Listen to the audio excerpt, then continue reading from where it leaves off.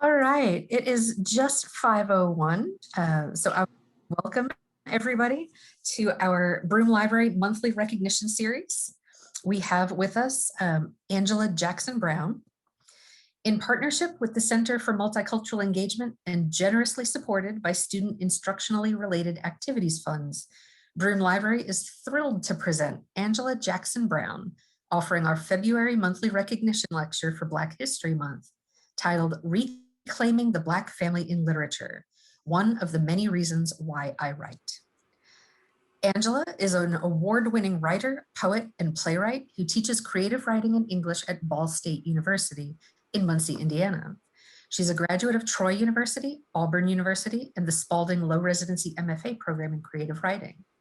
She's the author of the novel Drinking from a Bitter Cup and has published in numerous literary journals. Angela's play Anna's Wings was selected in 2016 to be a part of the Indie Fringe Diva Fest, and her play Flossie Bailey Takes a Stand was part of the Indiana Bicentennial Celebration at the Indiana Repertory Theater. She also wrote and produced the play It Is Well, and she was the co-playwright with Ashia Thomas on a play called Black Lives Matter 2. In the spring of 2018, Angela co-wrote a musical with her colleague Peter Davis called Dear Bobby the Musical that was part of the 2018 Onyx Fest in Indianapolis, Indiana. Her book of poetry called House Repairs was published by Negative Capability Press in the fall of 2018.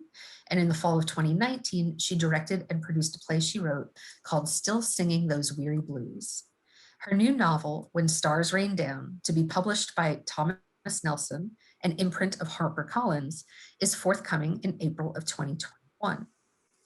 And in a book giveaway funded by student IRA fees, 10 students will be the lucky recipients of Ms. Jackson Brown's choices of copies of her own novel, When Stars Rain Down, Crystal Wilkinson's Birds of Opulence, or Honoré Fanon Jeffress's The Age of Phyllis. Angela Jackson Brown, thank you so much for being here with us today. Thank you so much, Dr. Harris. I'm so happy to be here. And hello to everyone, to the students there, as well as any other individuals that are here. I'm going to take a moment and share my screen, and then we'll start the conversation. And I'm hoping that you all will have questions along the way. So please feel free to put your questions or your comments in the appropriate box, and I'll answer them when we get to the end of the conversation. So as Dr. Harris mentioned, my discussion for tonight is reclaiming the Black family in literature, one of the many reasons why I write. I'm gonna have to get my mouse to cooperate with me. Hold on one quick second.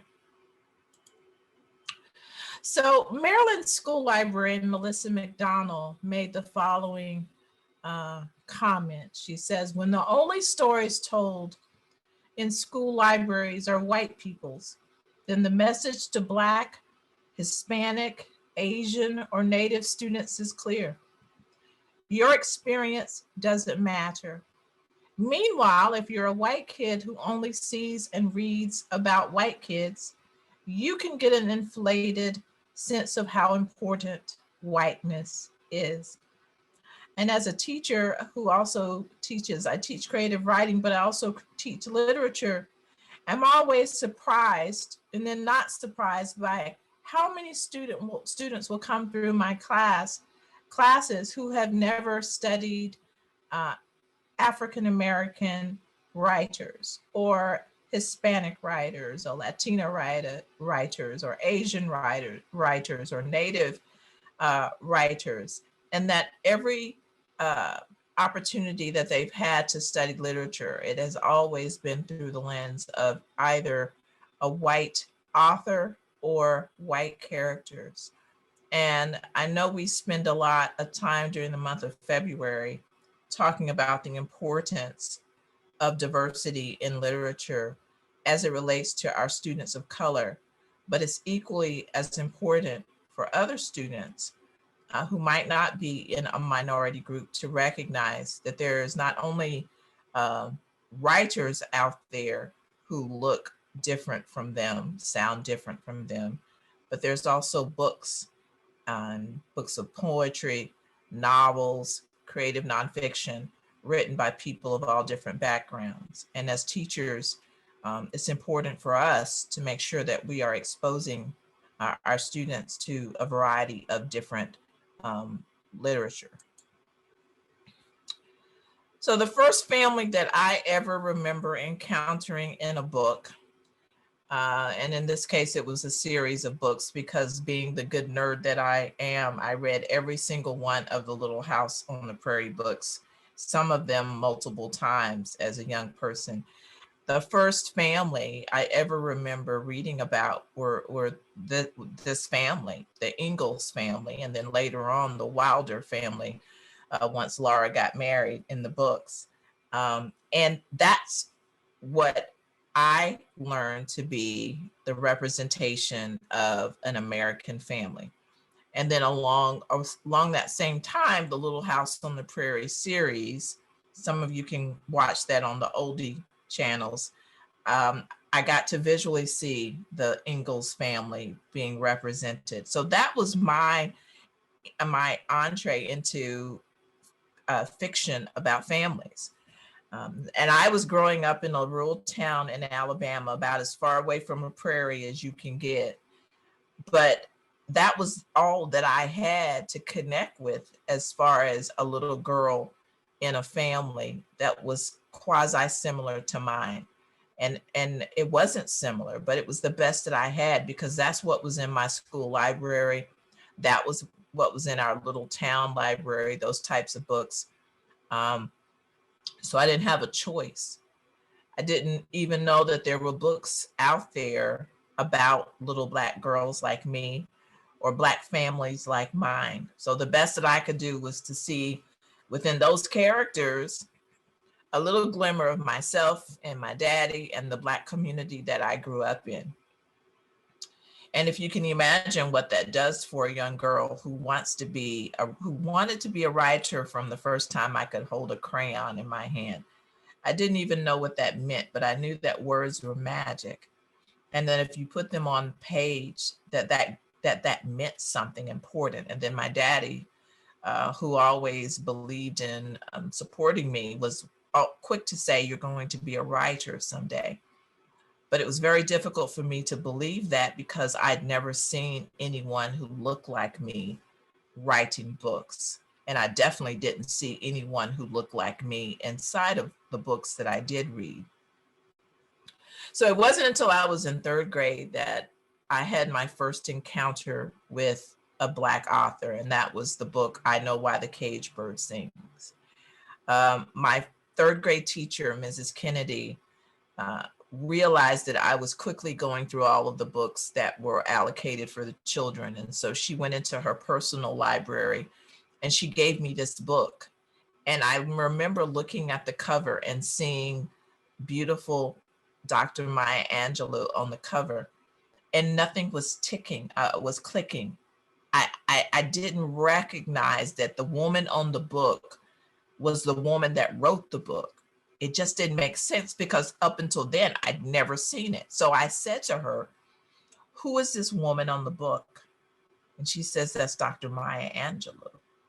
And I said, still not connecting. I said, who is she? You know, she says, that's the woman that wrote the book. And I asked her, do you mean Black people write books? And I remember Mrs. Kennedy pulling me into a very tight embrace, saying, honey, Black people can do anything.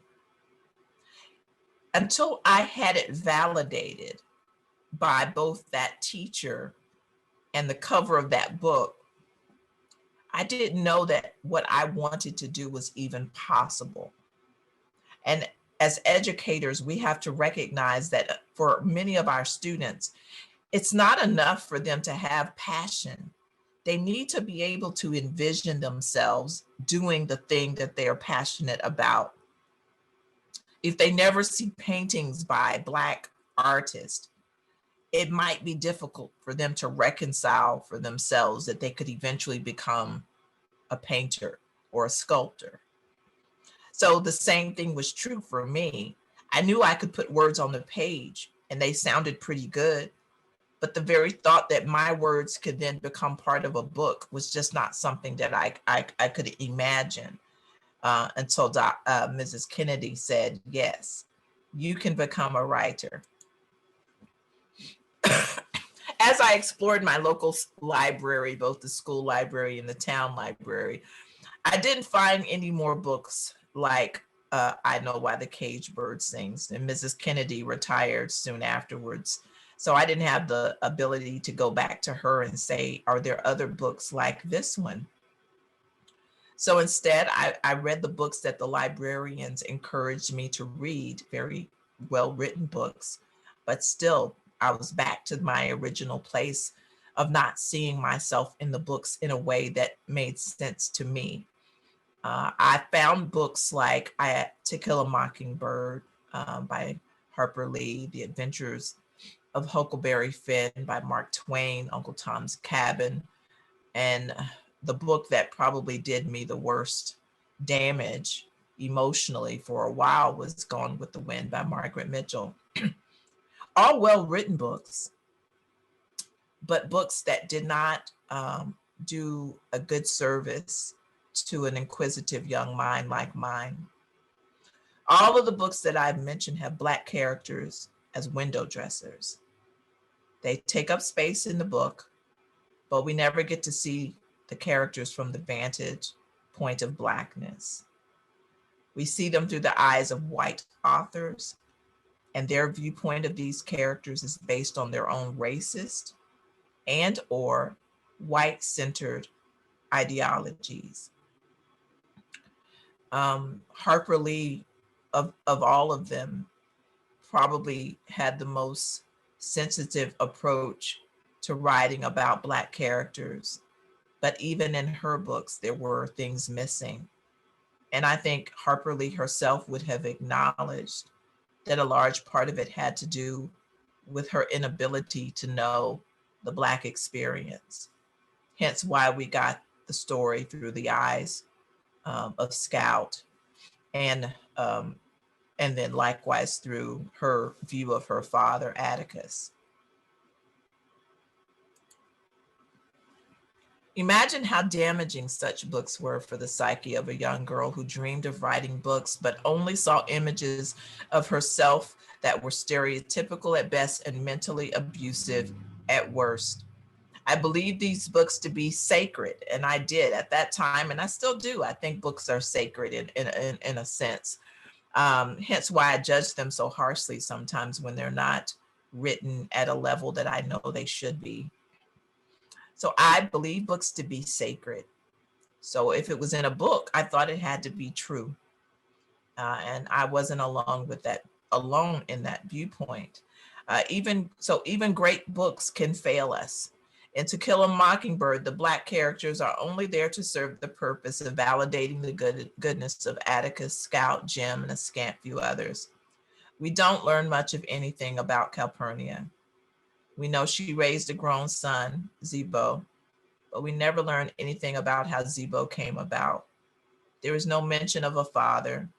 The absence of a family seemed to be a common theme in much of what I read back then. Oftentimes there would be a Black woman who worked for a white family, and we got to see her in her relationships with those white children, and in some cases the white mother of the family, very seldom the white father. But we didn't really get to see much complexity of those characters. You know, I'm thinking many of you in the audience probably really loved To Kill a Mockingbird. I did too. I don't want us to stop, but I do want us to think critically about even a textbook like, or a text like To Kill a Mockingbird, and be able to look at the limitations and to recognize that Harper Lee didn't write that book for me in mind, is my guess. So she wasn't really thinking about validating my experiences. even though this book was largely centered around what was being done to the Black community never really got to move towards the forefront. And to her credit, I think she would have done us a disservice if she had tried to, because there were experiences as a middle-class to wealthy white woman in that time period that she just would not have been able to know. So I do commend her for not overstepping her bounds and trying to tell a story that she wasn't capable of telling at that particular time. But when you are a young Black girl looking for yourself in books, it was very disheartening to continue over and over again and have the same experiences with books, which was, I couldn't find me. I couldn't find my dad. I couldn't find my uncles and my aunts and my cousins. We weren't in the books that I was, being given to read. As I mentioned before, Gone with the Wind did the worst job on my fragile young mind. I read that book and I wanted to be Scarlet. I didn't identify with the slaves in the book because Margaret Mitchell did a very good job of using that book in the way propaganda at that time was used to validate the South, validate racism, validate the hatred that was existing between the races, and to validate the institution of slavery. So it stands to reason that when she wrote that book, again, another writer who didn't have me in mind, who wasn't thinking about how a little Black girl in Ayrton, Alabama was going to react to these characters. I wanted a hoop skirt. I wanted magnolia blossoms. I wanted to have the suitors like Scarlet had. I wanted that part of the South. I didn't identify with the part of the South that she was sharing in that book. And if that did that to my mindset, we can only imagine what it did to the mindset of those around me.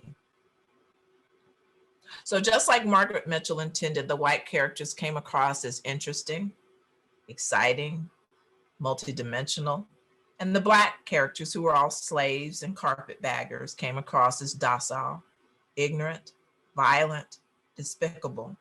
Mammy and Prissy were caricatures, but I, a young reader, didn't know this. I only knew that I didn't want to be like them.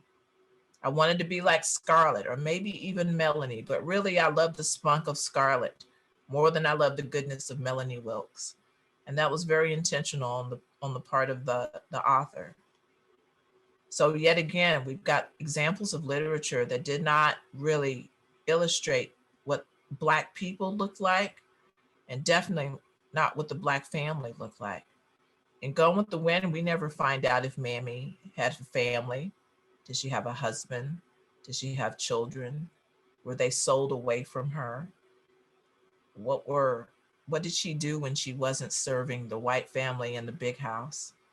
What did she do when she was by herself? We never got to see those moments. What about some of the male slaves like Big Jim? What was Big Jim thinking about during those times when he wasn't out saving Scarlet from herself, or fighting off some Black man that was being painted as this terrible, awful human being, which was the case for most Black men in her books. In her book, we don't get to see that. In Gone with the Wind, Black men were depicted as rapists or docile creatures who were only there to serve their white counterparts. We never get to see them in the role of strong fathers who took care of their families, men who went to jobs that allowed themselves to provide for their families. Slavery did a job on emasculating the Black father, but the literature of the day did an almost equal job of subverting how we view Black men and the Black family. And Black women fared no better. We are always seen as the mammy, as docile, forever happy, singing caretaker of white families. She was never seen as a sexual being or someone who desired a life outside of her servitude. If she wasn't the mammy, she was often seen as the Jezebel, a wayward woman whose only desire was to prostitute herself. Many saw historical figures like Sally Hemings in that way. The first time I learned about Sally Hemings, I was 18 years old, going into a freshman history class. And I found some of the initial scholarship that was really delving into the paternity of Sally Hemings' children. And it was just being discussed again that Thomas Jefferson was more than likely the biological father of all of her children, or most of her children. And I took this scholarship and wrote a research paper for my history class, and I received a D. I'd never received a D. I'd never received a B in my life at that point. And so when the teacher gave me the paper and said to me, this is something you find in the National Enquirer, not a college history class, I was devastated, because I thought I was doing what a good scholar was supposed to do.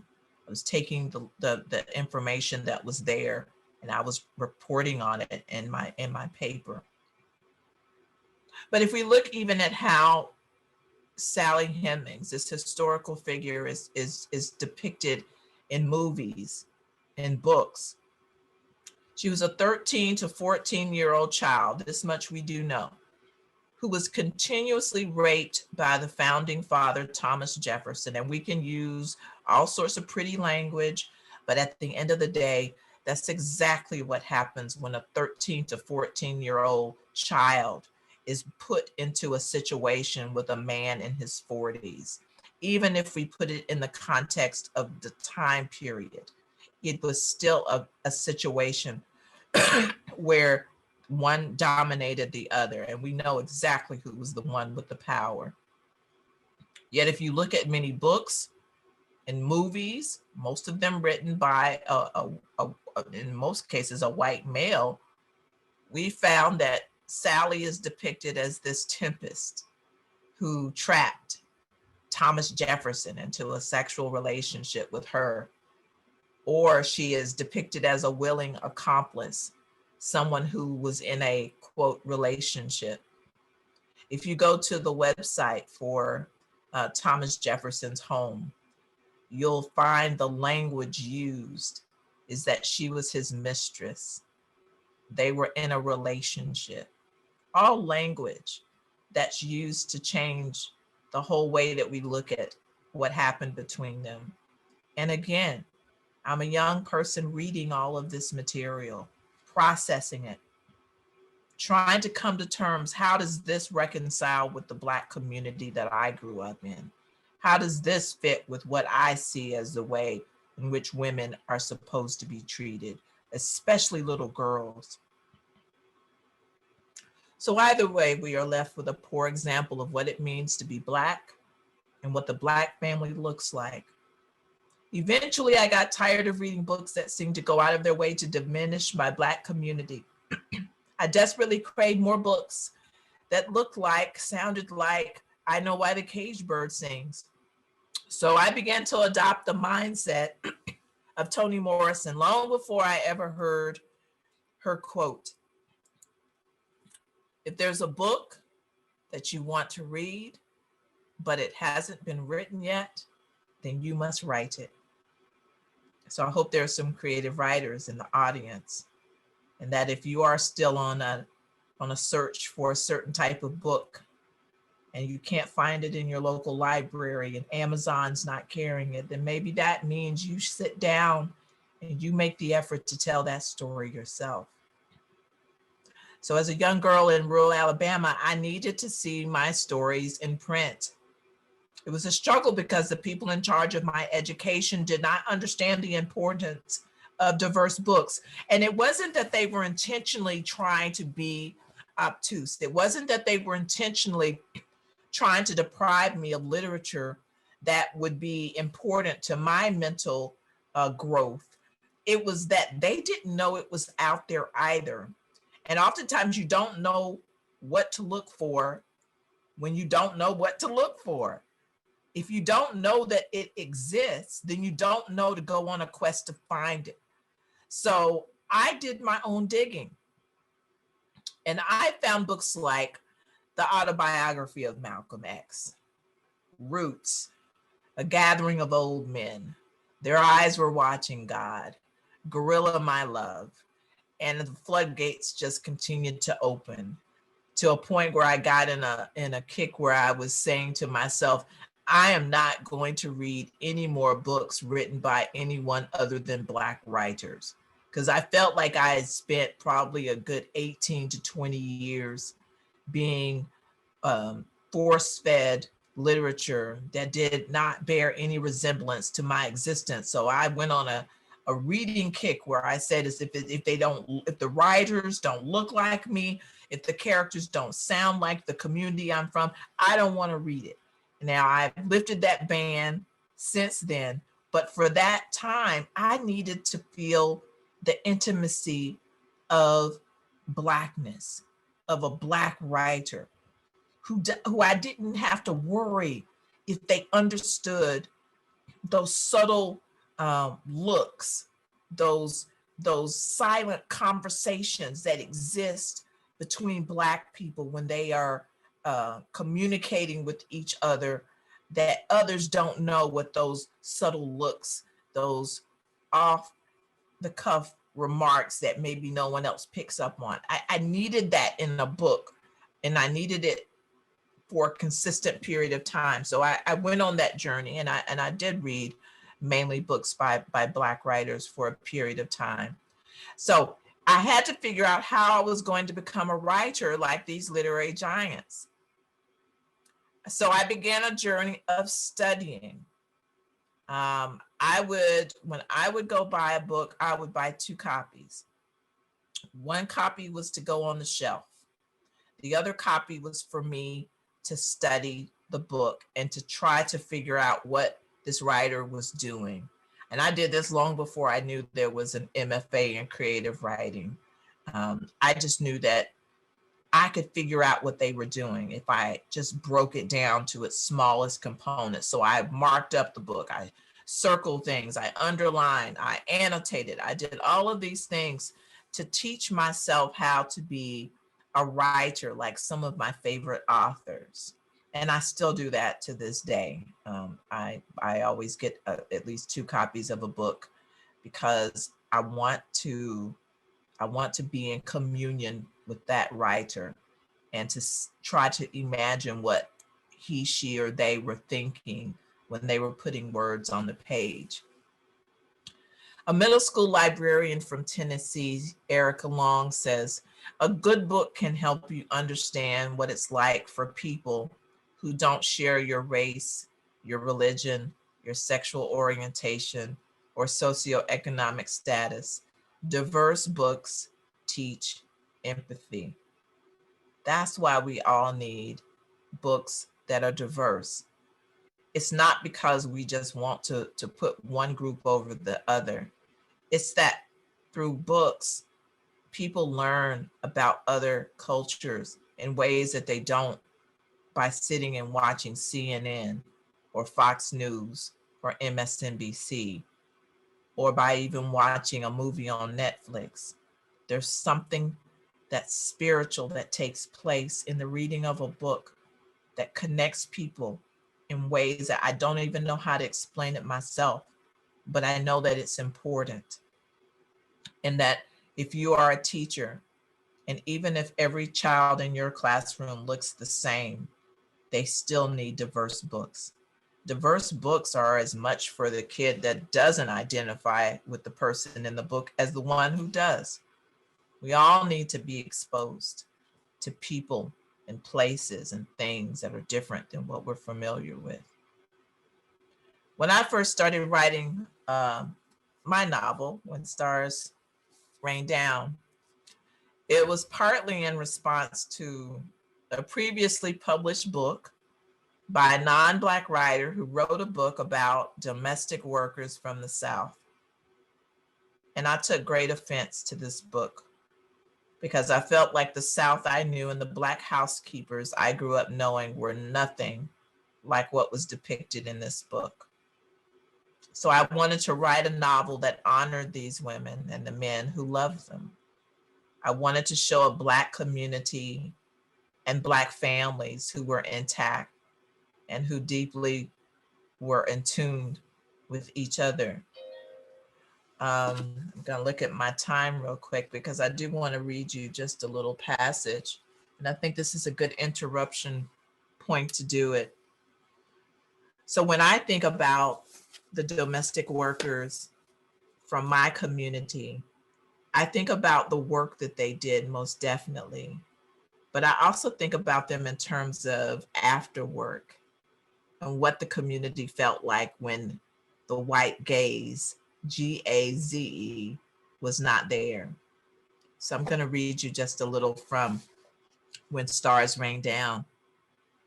Summer nights in Colored Town were always my favorite. I looked around my granny's porch, seeing all my aunties, uncles, and cousins, and a smattering of neighbors and friends. As always, I felt so much love for all of them that it seemed like my heart might just burst open. Most of us were domestic workers, field hands or sharecroppers. So we made our living by the soil or dirt of other folks' houses. But once we got home and washed off the dirt and the sweat of the day, we always found a way to come together and congregate underneath those starry Georgia skies. My Uncle Lem was playing his guitar and singing Little Black Train. I looked over at Granny. She disapproved of secular songs, but she didn't say nothing right away. I knew her though, and she would let him play one or two of those songs before she'd tell him to go on and play something about Jesus.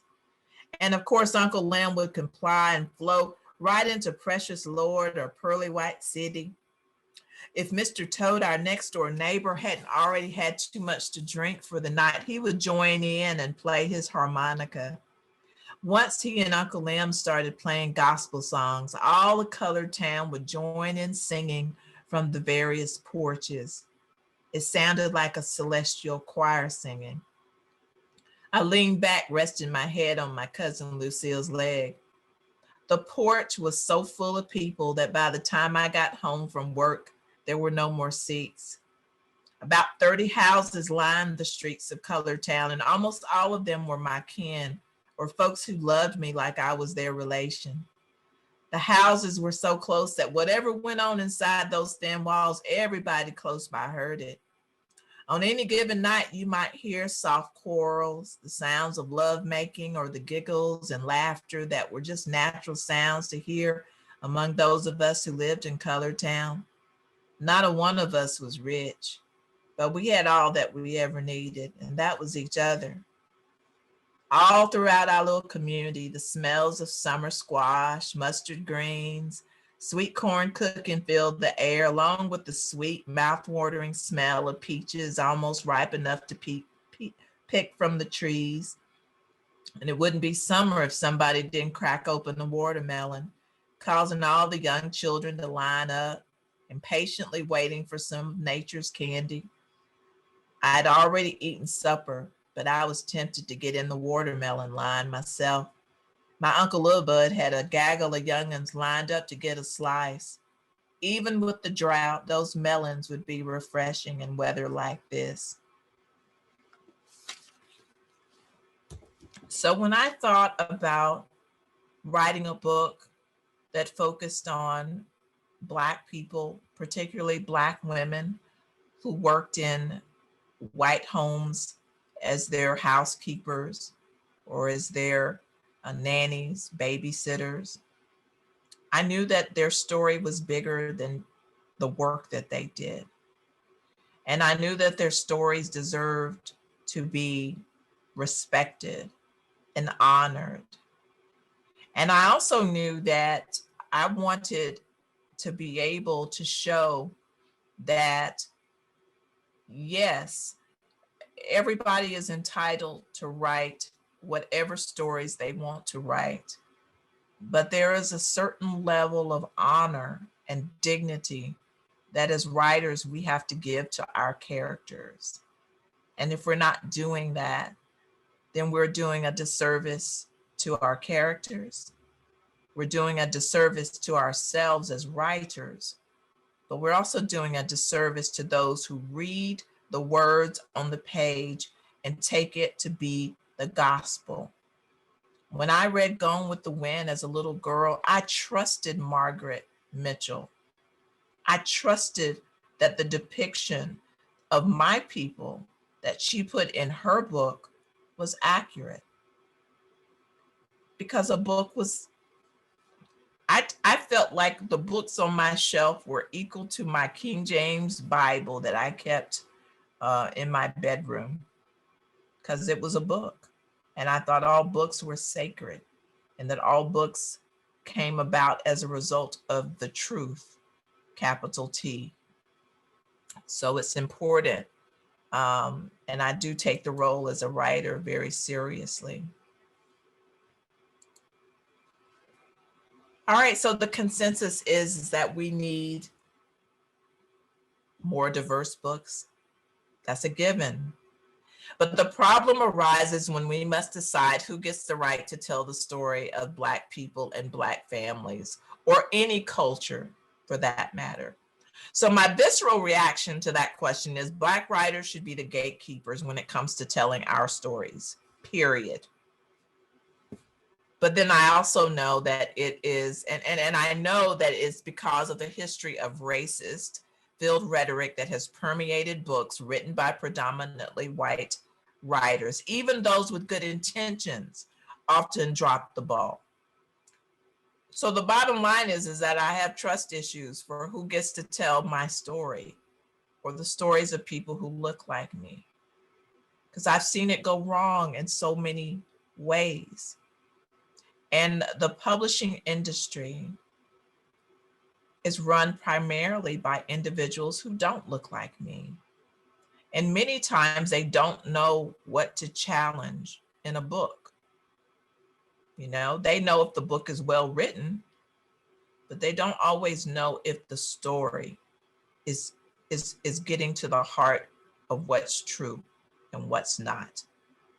And now, let me tell the truth. I've read some books written by Black authors that did a total disservice, I thought, to the characters in that book. So that's not to say that just because the writer looks like me and they're telling a story about characters who look like me, that even they will get it right. Sometimes I don't get it right. That's why I spend so many days and weeks and months researching and talking to people and getting people to read what I've put on the page.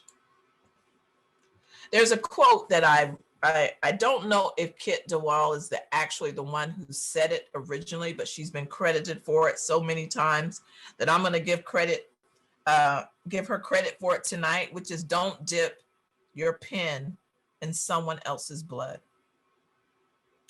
And when I think about that quote, I take it to another place, which is don't dip your pen in someone else's blood unless you are willing to get bloody. It goes back to what I said previously, which is being a writer, telling a story is a sacred act for me. I know some writers maybe don't see that way. It's not just about a check for me. It's not just about having my book on Amazon or some other bookstore. For me, is I am taking part in a sacred practice that harkens all the way back to the beginning where the word started. And so for me, I just feel an obligation that if I'm going to jump into these characters' world, that I'm making a commitment to them, that I'm going to tell their story at the best of my ability.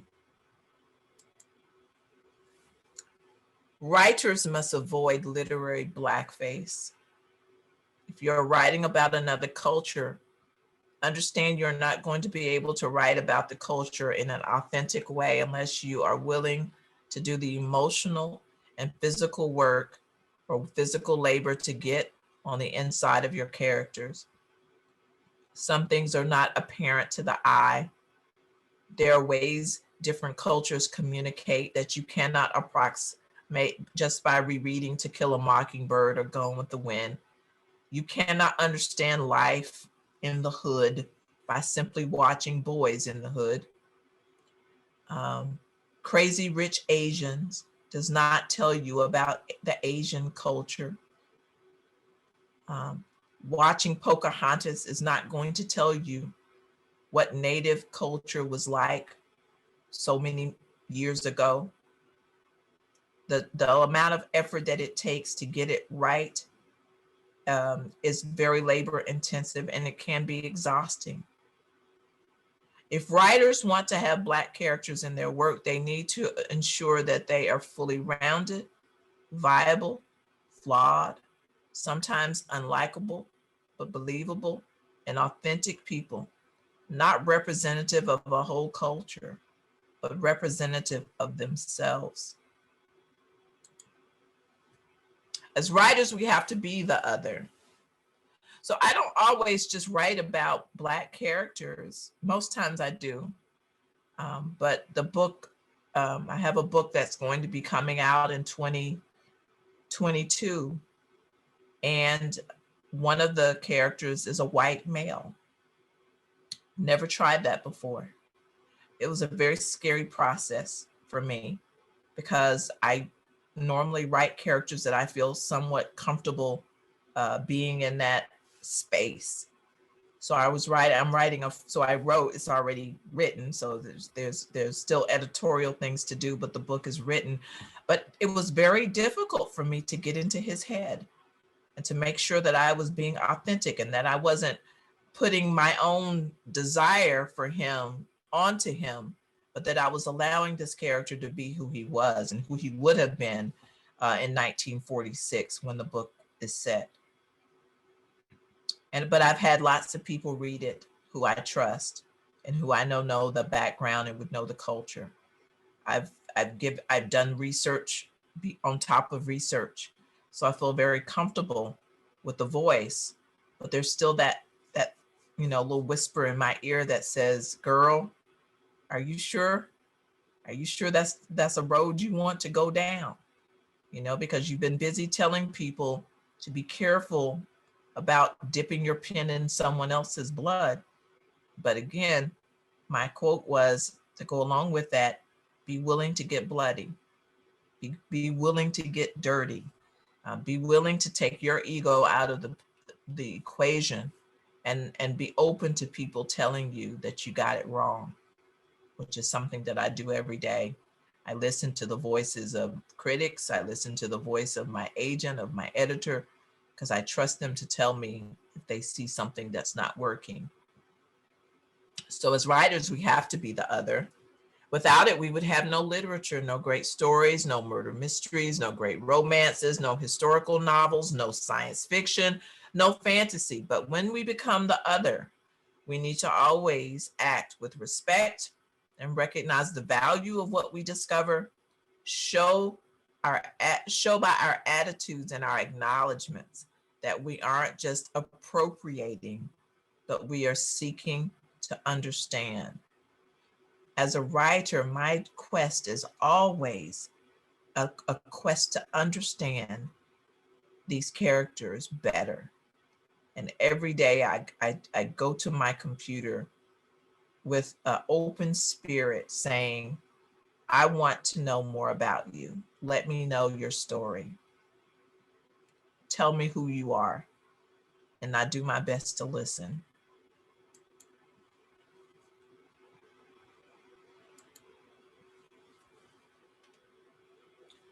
So I mentioned this previously, but I guess I'll go into more of a full disclosure. So when I wrote When Stars Rain Down, there was a part of me that was very angry.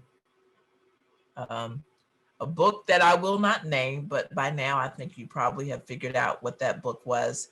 It attempted to tell the story of Black domestic workers. I was very excited, to be honest, when I first heard about the book, because when I just merely read a description, it sounded like the type of book that would have promise. There wasn't any book out there, to my knowledge, that delved into the lives of Black domestic workers to the extent that this book was promised to do. So on that level, I was thinking, you know, regardless of who wrote it, I'm looking forward to seeing what type of work they put into it. And then I later find out, I think even before the book was released, that there was going to be a movie, and that my favorite actress of all time was going to play a lead role in that film. So it all felt like a win-win situation. But then I read the book, and then I saw the movie, and the story did not resonate as truth to me. And as I mentioned before, I grew up around these women and these men. I knew them like I knew the curves on my body and the texture of my hair. I knew them, and it offended me that someone would take their stories and further marginalize the characters and the actors and the actresses in the film. It felt very manipulative, and it felt very much like someone danced around the truth, but didn't do the labor to really get at the truth. And so much of what was in the film that could have been fixed, so much of what was in the book that could have been fixed, would have been a simple matter of having readers who were knowledgeable of the culture, of taking the time to do the research. Something that I do even when I'm writing about people that I know. I always err on the side of researching too much. So again, like I mentioned before, I took Toni Morrison's advice and I wrote the book that I wanted to read. So I guess in some ways I owe this author a thank you, because I don't know if When Stars Rain Down would have happened had I not been motivated by a desire to retell this story in the best way that I could to undo some of the damage that that story had done to me. And I can only imagine what damage it may have done to others. Like I'll have students, you know, who'll say, oh, I love that book. And then I'll start to talk to them about why I have reservations or why I had issues. And they'll say to me, oh my goodness, I didn't know. I didn't know. And that's why I say it's such a powerful thing to be a writer. Because if you can make things sound good enough, people will believe you. So people don't even know to challenge you unless they've been in that position. Hence why I'm very careful about the subject matter that I do take on, because I want to know that I can do it justice. Because I know I can make words sound good on a page. I've been doing it my entire life. I can't do a math problem to save my life. But you give me words and say, put them on a page and make them sound good. I can do that, which means I understand the power of my pen. I understand that I can put something on the page and make it sound good enough that someone's going to believe it. That's power. And I don't want to abuse that power. So I go out of my way to research and then do more research. So I will unshare my screen, and I'll check in and see if we have any comments or any questions. And if we don't, I'll read a little bit more. But if we do have questions, I'll be happy to entertain them at this point. As you want to use your ask your questions, please note that there's a Q&A option in your menu, and that's what you can use to type in your question, which I will read to Ms. Jackson Brown.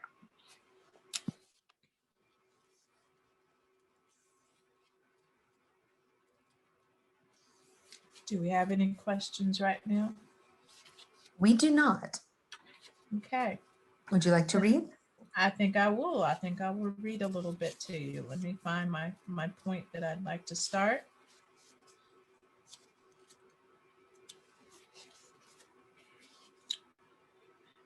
Yeah, it's always, you're always nervous about reading because you don't want to give anything away uh, in the book.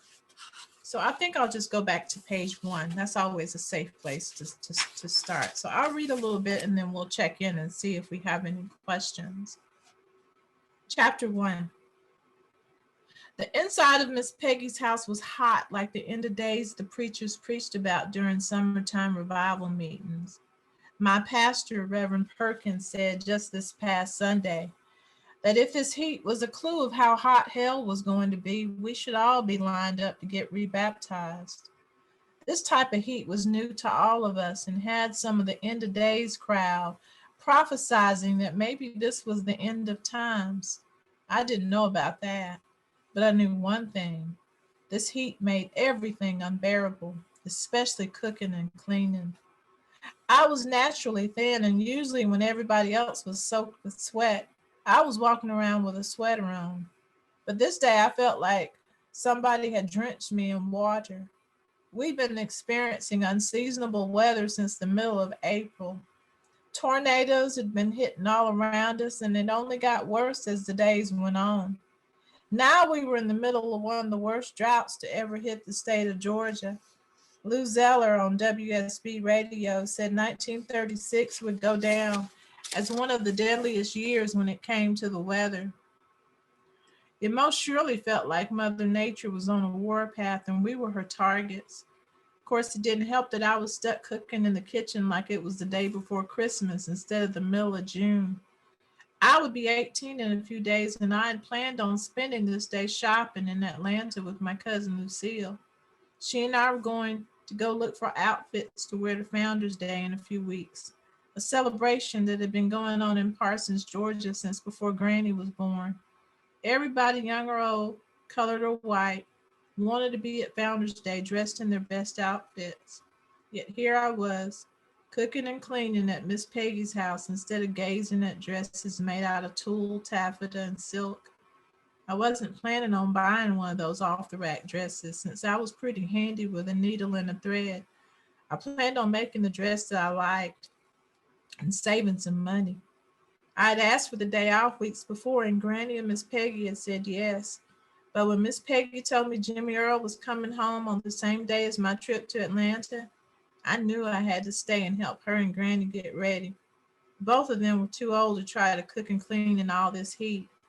I was sad that I had to give up my trip to Atlanta, but I would have just spent the day worrying about Granny and Miss Peggy.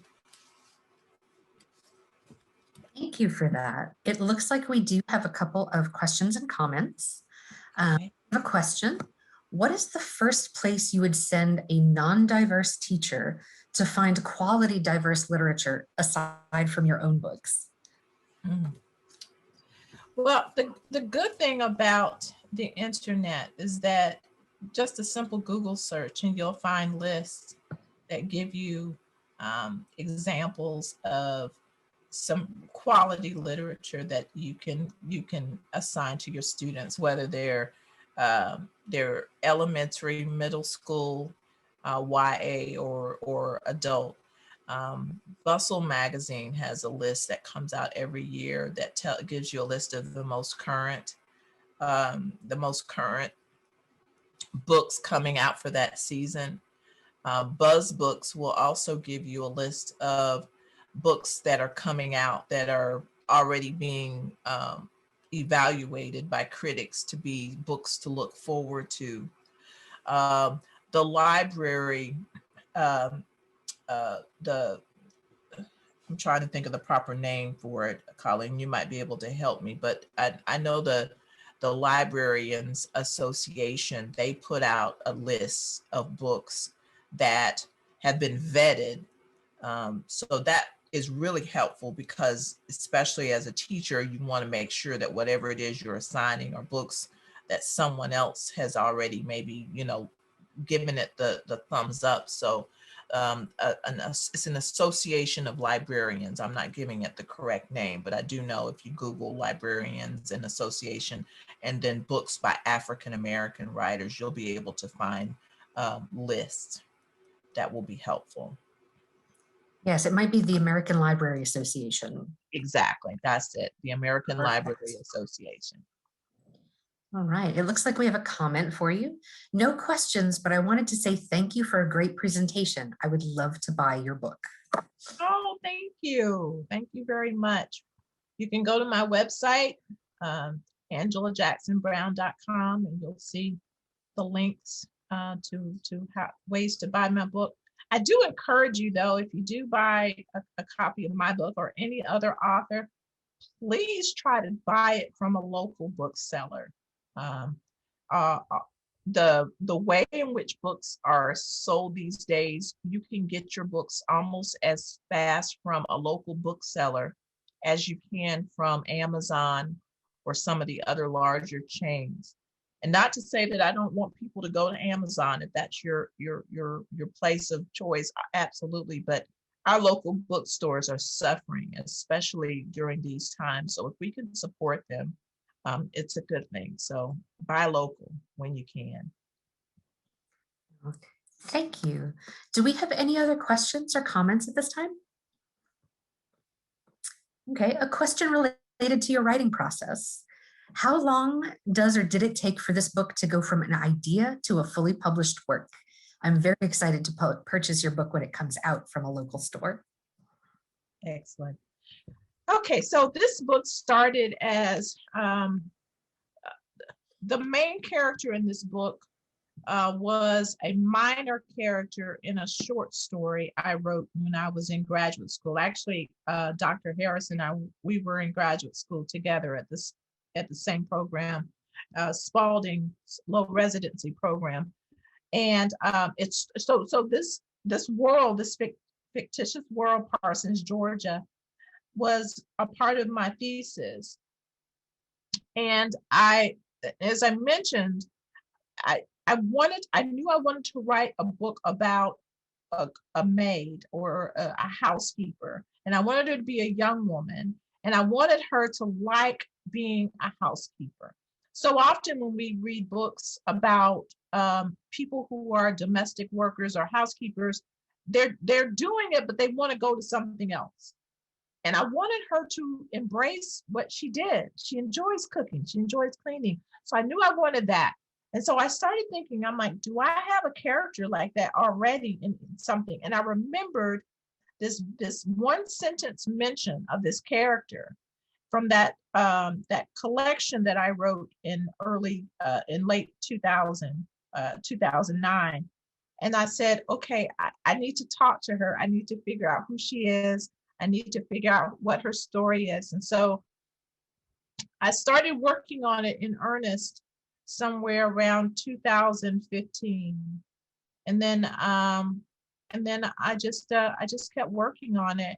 I teach full time, so it was a thing I worked on during the summers, and I would edit during the semesters because it's hard for me to write and teach at the same time. I guess I'm that person that can't walk and chew gum. So I usually do most of my writing during the summer, and I do most of my editing and revising during the semester.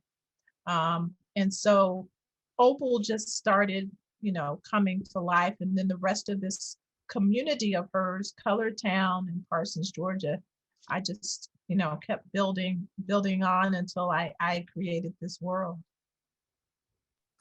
Thank you for that. We have another question. Okay. Any advice for young writers who want to write more poems than fiction, especially in the context where poetry is filled with emotions? How does a poet manage their emotions to make art? Well, what I will say to any writer, the way to become a great writer is to read. You should be reading more than you're writing. If I could teach an introduction to creative writing or introduction to poetry class, I would probably spend the first 3 months, 2 months, 2.5 months reading, just having them read good poems, good poetry. But then when you start, getting into the writing of it, and Dr. Harris is more of a poet than I am, I really don't worry so much about making it pretty initially. You know, my first goal is to get whatever is in me out, whatever it is that I'm trying to write. I want to get that out. And then I start to think about the artistic aspects of it. You know, does this poem want to be in a certain form? Well, for me to understand form, I've got to do that level of study. I need to know what a sonnet looks like on the page. I need to know, what does a rondo or a ghazal look like on the page. So again, that always goes back to studying. But I think you think about it in terms of I get it on the page for myself. And that's when it's all emotional and it's not artistic and it's not pretty. It's just getting the emotions on the page. And then I start to think about, is this even something I need to share with the general public? Is this poem just for me? And if I make the determination that this is something that I want to share, then I start to think about it in terms of the form and, you know, the meter and lines and stanzas and syllable counts and all those things, you know. So, you know, read a lot of good writing, and then you start to figure out what looks right for you as a writer. Thank you. We have another question. Did your interest in books and wanting to write come from your parents exposing you to books, or did that interest come just from you? I have to give full credit to my dad. He surrounded me with books from the very beginning. And Daddy was a 10th grade dropout. He had to work on the farm, family farm. So he wasn't able to go to school, but he understood the value of school. And when he saw my attraction to books, he made sure that I constantly had books in my home. But the one thing that was problematic, and I kind of talked about it in my discussion with you all, was that I didn't have books by Black people in the house until I was much older.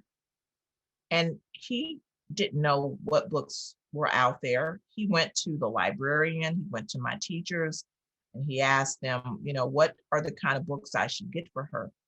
So my bookshelves were filled with, you know, as I mentioned, the Little House on the Prairie books, the Little Women, and, you know, books that were great, and I needed to have read them, but I didn't encounter diverse books until much later. So one thing I would say to parents or aunts or uncles or cousins, when you're buying books for children, make sure you're buying them books that are going to expose them to cultures other than their own. That's the way that we change the paradigm. That's how we change how we look at each other and other cultures. It's by reading and allowing our kids to see that there's a world outside of their own little existence. So I love buying books for children, especially buying books that normally maybe they wouldn't have on their shelves. Thank you. It looks like we are done with questions, and we appreciate you sharing your time with us. It means a great deal. Everybody is expressing their thanks, and I would like to just read in closing that, apologies while I work on my technology here. Okay. We appreciate everybody's time in coming here. We hope that you've enjoyed the talk. This talk has been funded by Student Instructional Related Activities Funds. We appreciate your time and participation. If you would, we do ask that you please take advantage of the QR code on your screen to offer the library feedback and to tell us what you would like to see in future programs. Okay. To register for the remainder of the lectures in this series, you can go to the easier to remember go.csuci.edu/Broome Monthly Lecture. Have a good evening we hope you all stay well. And one last comment that has come in is thank you. It was wonderful.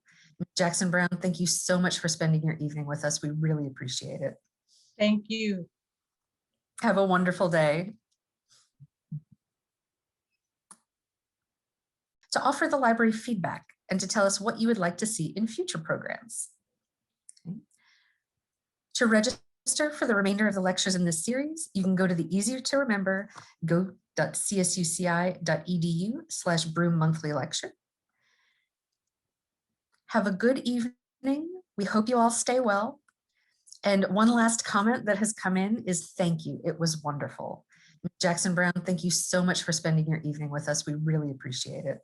Thank you. Have a wonderful day.